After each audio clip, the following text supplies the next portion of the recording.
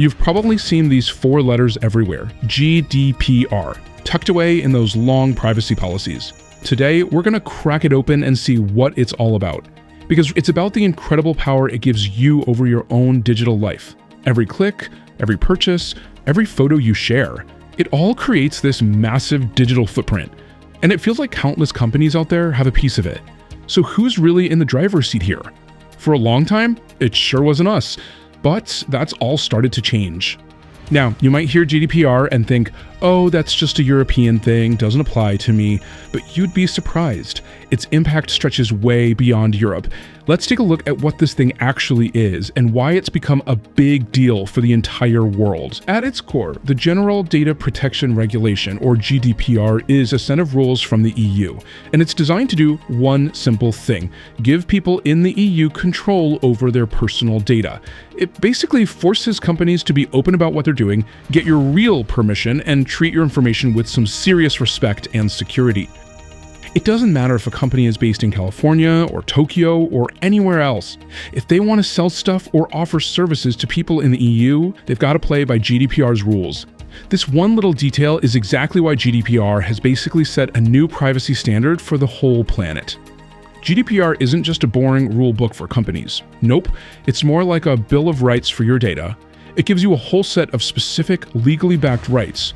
First up, you have the right to access. This is like being able to walk up to any company and just say, hey, show me everything you've got on me, and they have to give you a full copy of your data and tell you exactly how they're using it. Next is the right to rectification. So let's say you get that file and you notice they've got your old address or they spelled your name wrong. Well, you have the right to point it out and say, this is wrong, fix it. And they have to, simple as that. Now for one of the most famous ones, the right to erasure. You've probably heard of it as the right to be forgotten. This is your power to look at that file and say, you know what, shred it. If there's no good legal reason for them to keep your data anymore, they have to delete it. But what if you're in the middle of a disagreement with a company about your data? That's where the right to restrict processing comes in. It's basically a pause button. You can tell them, okay, you can hold on to my data for now, but you can't do anything with it until we sort this out.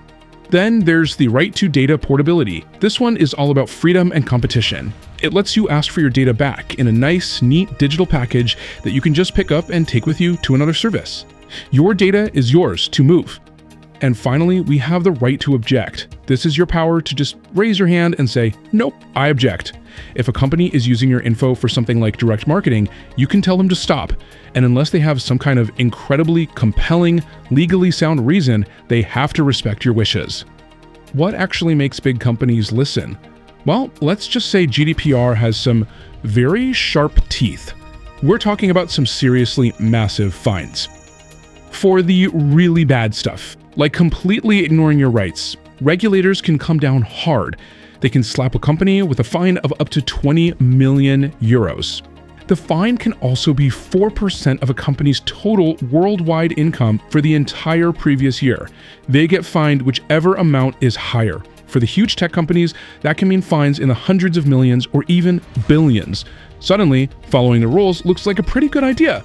With that kind of penalty hanging over their heads, you can bet that smart companies aren't just winging it. They have a set of best practices they follow to make sure they get this right and protect your data properly. It all starts with getting organized, centralizing all their data so they know exactly what they have and where it is. Then they set up clear rules and roles so everyone knows who's responsible for what. Training is huge, making sure every single employee understands privacy. They're constantly reviewing their policies, and finally, they create smooth, automated systems to handle your requests quickly and correctly. What does this all really mean for you? At the end of the day, this is all about a massive shift in power. For decades, companies had all the control over our data. GDPR takes the control over your digital identity away from these giant, faceless corporations and puts it right back where it belongs, in your hands.